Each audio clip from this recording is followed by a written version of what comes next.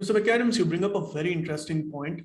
I've been speaking to a few strategic analysts and military officers from around the world over the last 2 or 3 weeks, ever since the conflict began. And one of the common points that everybody mentions is that they suspect that this may be Cold War 2.0. Now, the issue with that is in Cold War II, in the first Cold War, you clearly saw China making the best use of it to emerge as an economic superpower and also a military superpower.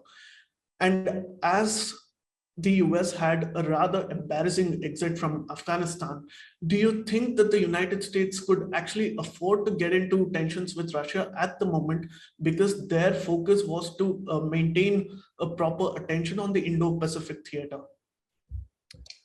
Yes, absolutely is the case. And ironically, as you point out, the U.S. focus was to pivot toward China and pivot toward Asia.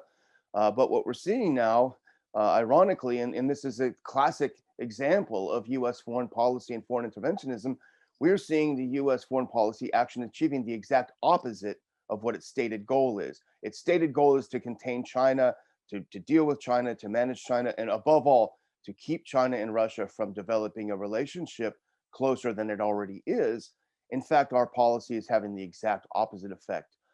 Obviously, China is not cheering Russia on, but there certainly is a tacit approval or a tacit understanding of the existential threat posed to Russia by a US-backed Ukraine. So Russia and China are being pushed together by US policy, not pulled apart, which is the US policy goal. And of course, the same is true with Iran and Russia. They've developed a relationship primarily because of US interventionism in Syria and elsewhere, and long-held US hatred and anti-Iran policy. The effect of US foreign policy is the exact opposite of what stated purpose is. Please remember to subscribe to us and switch on the notifications for this channel. For our other social media links, more content, and to support our work, please visit citti.net.